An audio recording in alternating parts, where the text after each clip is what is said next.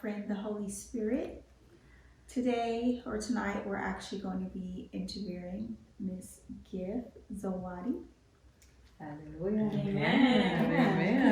Amen. So you've had an opportunity to hear about our losses. Now we're going to hear from Gift. Do you have any losses that you would like to share? Yes, actually, I've had a couple losses. My losses were not losses like, regular losses of, a loved one's passing away and you've spent time with them. And mine was a loss of children. I lost 2 children. I call them Grace and Hope. Beautiful. I never saw them. I did not miscarry them. I actually aborted them. It's so interesting. A lot of people hear an abortion and they go like, oh, how could you do that? I mean, what kind of a person are you, would kill children? But you know what? It's interesting. I aborted the children not before I got married, but after I got married.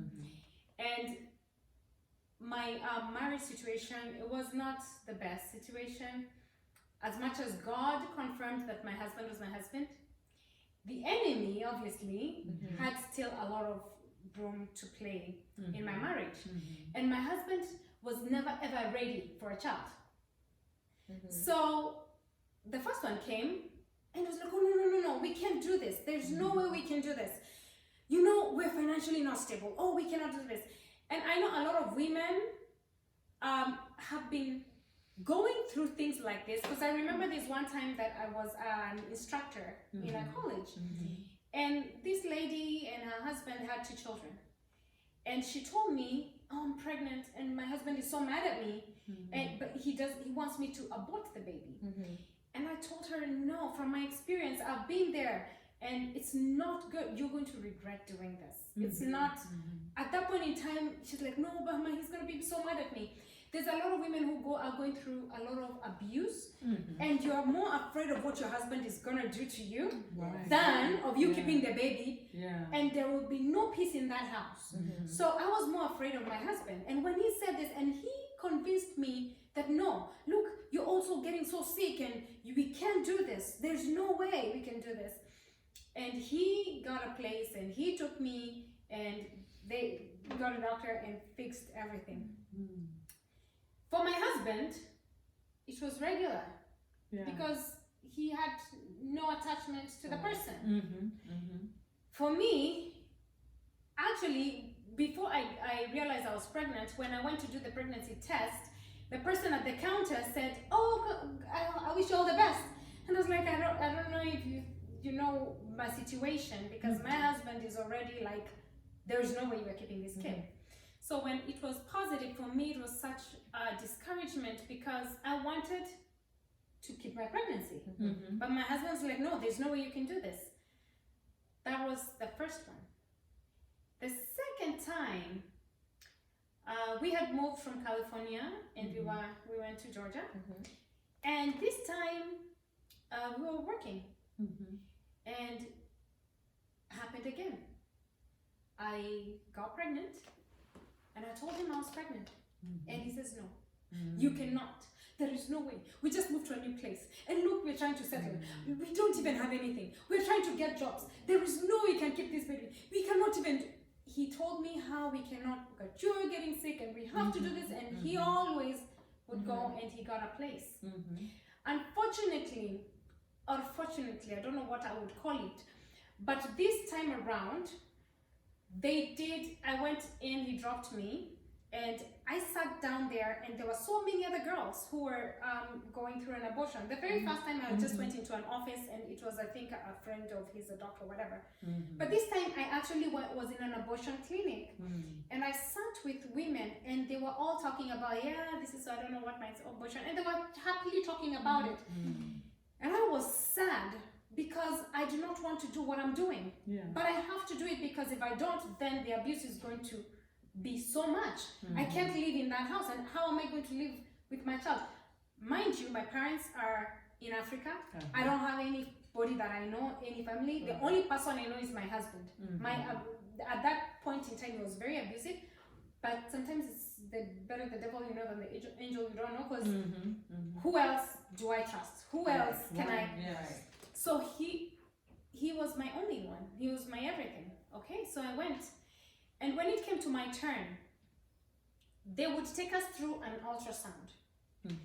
And this lady in this ultrasound room would look at the belly, listen to the heartbeat. So this second time I actually saw my baby, I heard the heartbeat, and she asked me, "Are you sure you want to take this baby out?" And I kept quiet, and I was like, I'm thinking, I don't want to take this child. And I don't know if it's a question she asks everybody, or she just saw how sad I was of what I'm doing. And I wanted to tell her, no, I don't want to take my child out. But then I also thought of my husband, and I knew it's going to be hell on earth. And I just said yes. And went through the process. But I tell you, on the way out, my husband actually got into an accident. Right out. So that was already a sign that this is not the right thing you're doing. And so that went like that. So I had 2 children that I aborted. And it was such a loss to me because I did not willingly take my children's lives. But God showed me a trend. I think it's so interesting how the Holy Spirit, He's so kind. He's so wonderful. He knows your pain, and He knows when you are in control, when you're being stubborn. You know, because I could have been promiscuous. I'm just going to get pregnant and taking them out because I know I can take them out. But I know He knew my heart, and He saw. So one day, we always fought with my husband. There is no way we would get into a car. We are going to a certain destination and we don't end up fighting. I'm telling you, yelling, screaming, he would, I'm going to kill us, I'm going to get a divorce. And it was crazy. And I'm like looking at people, can't you call the police to this crazy man in the car? And who wouldn't? I remember sometimes he would go and he's screaming and we are hitting each other, and I can't do anything, so he bites me, I bite him. And then I say, see the marks, because he would bite me really hard, and I don't think I would bite him so hard. Or maybe his skin was tougher than mine. And I'm like, I'm going to tell the police. And when he hears that, he drives away. And he, and then everything comes down and you go back. So it was a very... It's a love and hate relationship. My gosh, I'm telling you. I loved my husband so much. And when he was a cool person, he was so good. He was from one extreme to another. He's either the God, the angel, or the devil. There was no in between. I think the in between is what kind of helps you maintain. It's either, when you're bipolar, you're happier. But so I knew that it was crazy. We went to lunch. We were working at CNAs. We went to lunch. We were in terms, good terms, and we had good lunch. We came back. We were talking. He used to know. Okay, so I'm also from a different tribe that speaks. I speak Swahili and I speak Kikuyu also. So the Kikuyu is my mother language, but I didn't learn it, but I can hear it. Like there are songs that I sing in that language that the Holy Spirit gives me, like totally, like I cannot fluently speak that language, but He gives it to me because He wants to reach them. And it's so beautiful. When I sang it to my husband, when he gave it to me, he was like, wow, that's so perfect, because my husband is fluent in that language. That's what they grew up speaking. But from me, where I was raised, that was my mother's language, but not mine. So, but the insults in that language are very bad. Like if somebody insults you in that language, it's really, really horrible. So as we are walking, and my husband, he was just, he's insulting me, and I'm just walking, I'm trying to ignore him, and I'm walking ahead of him. So when he realized that I'm ignoring him and I'm not listening to what he's saying, he calls me in that language. He says, all you know to do is you're an aborter. That's That's all you know to do is abort children. So let me tell you, I thank God. Sometimes I say some insults are good because they wake you up. Yes. All along, I'm following his instructions to abort these children. But yet, it is now I am the aborter, not him. Right. I'm the one, all I know to do is abort children. That's all he said. And I'm telling you, the way it sounded, I felt so drained. And from that day, I said, I will never, ever abort a child. Because I that's all I know to do is abort children. That's all I am, is a killer of babies. That's basically what he says. All you are just a murderer. You're a murderer of children. That's how it sounded in that language. And I said, oh, so it is me. It's not about you anymore. All along I'm following you, but yet now I'm the one who's aborting the children. That was my turnaround. The next time I got pregnant, actually I dreamt about it before. So I thank God that the Holy Spirit, he gave me a dream that I was pregnant. And where I was working, there was another lady who was 3 months pregnant, more than I was, and I wished I was her. And so I shared this dream with my husband as we were going to work. You know, I'm telling you, I think I was 19 and he was 21 when we got together. So you can only imagine two kids raising each other, and all our parents are in Africa, and so we are fighting. We know how brothers and sisters fight, and then you're in love, and then you fight, and like that. It was so crazy. So anyway, this time we're going, and I tell him, hey, I dreamt that I was pregnant, and I was working with this lady who was 3 months more pregnant than I was, but I was wishing I was her. And my husband was like, it's just a dream. And we went. Sure enough, I quit my job where I was, I went to work somewhere else, and I got pregnant. And the lady that I found in that workplace was 3 months more pregnant than I was. Like, and I wished I was her because I was having all this morning sickness. The Holy Spirit said, you cannot tell your husband you're pregnant. Okay. He said, your husband hates shame. So look for somebody he respects and tell them first that you're pregnant. So that when he comes to you to tell you to abort the baby, because that is what he will do, tell him you already told this person. Amen. Wow. That is how I got it. So I went and I told somebody he really respects that I am expectant. And then he was in number 2.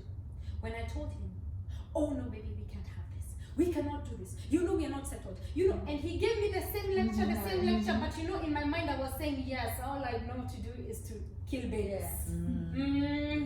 You don't kill no babies. I'm the one who does it. Now let me tell you, because now I know I am the one who is responsible. I am not killing any more children. And then I said, oh, I'm so sorry, honey, but I already told so and so. He was like, why did you tell them? How can you tell them? He was mad, and then he was like, okay, fine. That's how the first baby was saved. The second child came so fast. And I'm telling you, pregnant again. This time, there was a schoolmate of his that had come to visit us. And he respected her very much. And the Holy Spirit said, you know the drill. Don't tell him first. Tell her that you're expectant. And then tell him. I did exactly that. When I told him, he was like, you know, we just got another baby. It's not even, because they are like 18 months apart. Oh my gosh, how can we cannot, you know, honestly, you even understand. This one is a premature baby. He gave me the lecture and I remembered, I'm the one who takes out babies. That, I'm telling you, that insult never left me, but it was what saved my children. And then, as soon as he finished giving me his case, presenting his case, why I should abort the child, I said, unfortunately, I already told her. Wow, why did you tell her? And then that's how the second baby was saved. That child. Now, after the second one, I knew, no man, I'm just getting pregnant like crazy. Let me just, you know, try and slow this thing down. I had given him the responsibility. He's not doing a very good job at it, so let me. So for 5 years, we had that gap. And then I decided, it's time to, take this birth control out, because you know how you have to do it. Yes. I think it just takes 5 years, not too long Yeah. than what I was using. So, and I told him, I'm going to take it out. So I'm not giving any surprises. Yes. So I'm going to take it out because it's time to take it out. And I went and I took it out, and then the doctor told me, usually don't even expect to get pregnant immediately. It can take a month or more. And I told my husband that's what the doctor said. But in my heart, I knew I wanted how many children? 3. So I said, God, your will be done. Here I am. It never took a day. I got pregnant. So now I'm expecting the 3rd child. And the Holy Spirit tells me, you might think it's been that long, but the same demon will speak again. So don't tell him you're pregnant first. Tell somebody he respects. Now the lady who used to watch our children, she was like a mother to us. And she was my babysitter. Yes. I went and told her, guess what? I'm pregnant. So, and then I went and told my husband, I'm pregnant. He was like, I said, you never accept my pregnancies. I said, now we even have a house. We have children. What? And then he looked at me and says, you know what? Yeah, you're right. Okay. And I said, besides, I've already told Mom that I'm expectant. She was like, okay, fine. That's how I have my 3 children. So there is something so important, like you said, to hear the Holy Spirit. Yes, absolutely. Because some things happen to us, not because we want to, but because of lack of knowledge. Yes. Had I known that I was in control all along, I would have said no from the beginning. But because I did not know, my children perished. But this is what happened. Every single time this would happen, and we're going through stuff, I would write full scaps and full scaps of you did. When I just had enough, this you went, you made me go through this, and this is what you said, and this is what you did. I would write and give it to him as a letter to read. My husband would read and read and read and read, and it's like a novel of the devil himself. Because if you read, he read, and I would remember everything, everywhere, the time and the place, and I was detailed because that is who I was. I would keep and hold grudges, and I will remember, and I will remind you what you did. So. One day he told me, I told him, why don't you go and get deliverance? Maybe you can stop being the way you are. He said, no, I think you're the one who needs deliverance. This, I don't even remember half of the stuff that I did. You have a whole book of my lifetime. You need deliverance. And sure enough, I did need deliverance. I told him to go to counseling. He says, no, you need a counselor, not me. you are the one with problems, man. He obviously he's the abuser. How can he go to counseling? I'm the one who needs. And you know what? When he told me that this time, I'm thinking, he's insulting me, that I need deliverance. I'm the one who needs counseling. The Holy Spirit said, yes, he's right. You need deliverance. You need counseling. You are the one keeping all these grudges. You are the one who is keeping a record of wrongs. The Bible says love does not keep a record of wrongs. When you are hurting, you will keep those records. Yes. You cannot let them go. And when you're keeping those records of wrong, God cannot forgive you because you have not forgiven. Any record that you keep of wrong, that you have been, that has performed, that if whatever he did, I reminded him. I'm telling you, if I was they would take the first cups that I had put, there would be books and books and books. I'm telling you, I would have been an author back then. Not now that you see your friend the Holy Spirit. I think God was sparing me to write books that will actually help people. So what happened? I went to counseling. And counseling helped me because I was able to talk to somebody and share all this that has been going on in my marriage, the abuse, the heartache, the abortions, all these things that were bugging me and holding me, and I was so still hurting and being wounded. And you know what the counselor told me? She said, because you live a life that has no boundaries. If you live a life that you do not put boundaries, then anybody can invade your space. Yes. As if you want your marriage to succeed, if you want any time that you want a relationship to succeed, it has to have boundaries. You see, like where we live, we have neighbors around. Right. But we have property boundaries. Yes. Why do we put property boundary? The neighbor cannot come and put their trash or park their car in my driveway or my garage. Right. Oh, no, because there is a boundary. We respect each other that way, then we can live together. But if you don't have boundaries, then you cannot live together. You always be arguing, why is this here? Why is that? Because you don't know where does my property end. He says your husband has been doing what he's doing to you because you have no boundaries. You're just accepting it. You have to let him know this is how far it goes and this is what I will take, this is what I will not take. He does the same thing to you. That way I know I can't cross him this way. I can't, this is my boundary, this is my space here. Then we respect each other. And I was like, I thought a woman is only supposed to say yes, yes, yes, and accept everything that is given to you. I had it all wrong. So creating boundaries is actually loving somebody.